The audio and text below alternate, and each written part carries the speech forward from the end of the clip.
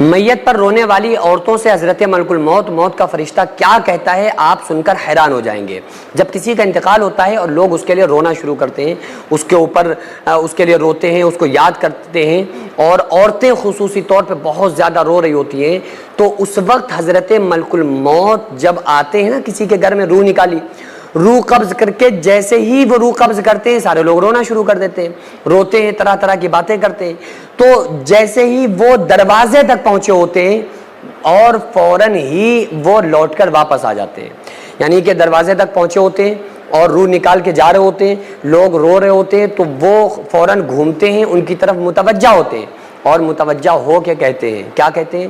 وہ ملک الموت فرماتے ہیں، حضرت اسرائیل علیہ السلام فرماتے ہیں کہ اے لوگوں اس پہ رونا بند کرو، میں نے اس کا رزق نہیں چھینا ہے بلکہ یہ اپنا رزق پورا کر چکا تھا، میں نے اس کی عمر کو کم نہیں کیا ہے بلکہ یہ اپنی پوری زندگی جی چکا تھا، یہ اپنی پوری عمر کمپلیٹ کر چکا تھا۔ تو یہ اللہ کا امر تھا، اللہ کا حکم تھا، اور میں نے اللہ کے حکم کی تابعداری کرتے ہوئے اس بندے کی روح کو اس کے جسم سے جدا کر دیا۔ اور آپ جانتے ہیں کہ اس وقت وہ مردے کی روح کیا کہہ رہی ہوتی ہے؟ اگر وہ نیک ہوتا ہے نا تو وہ یہی کہنے کی کوشش کرتا ہے کہ لوگوں مجھ پہ رونا بند کرو اور اپنے انتظام میں لگ جاؤ، اللہ کو یاد کرو، اللہ کے فرما بردار بن جاؤ، اللہ کی فرما بردار بن کر زندگی گزارو۔ تو بہرحال وہ یہ کہہ کے، یہ بات الگ ہے کہ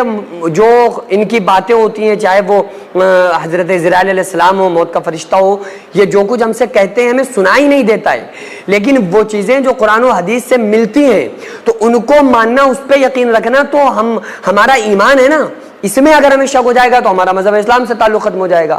تو جب اس کا جنازہ اٹھایا جاتا ہے، اس کو دفنایا جاتا ہے، تو وہ یہی کہنے کی کوشش کرتا ہے لوگوں اللہ کو راضی کرو، اے لوگوں اپنے رب کو راضی کرو، اور وہ ملک الموت یہ کہہ کے جاتے ہیں کہ میں آیا تھا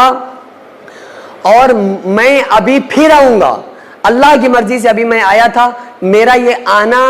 پہلی مرتبہ نہیں ہے، میں اس سے پہلے بھی یہاں آ چکا ہوں، اور یہ آنا آخری مرتبہ بھی نہیں ہے، میں ابھی اور آؤں گا، اور کوشش یہ کرو کہ اللہ کو راضی کر لو۔ یہ ملک الموت ان لوگوں سے کہہ کے جاتے ہیں، لیکن یہ الگ بات ہے کہ ہمارے کان ان کی آوازوں کو نہیں سن پاتے ہیں۔ اللہ فرما رہا ہے قرآن میں فلولا اذا بلغت الحلقوم، کہ تم بڑے دعوے کرتے تھے ہم جو چاہیں کر لیں، دیکھو تمہارے اس بندے کی روح اس کی حلق میں آ گئی،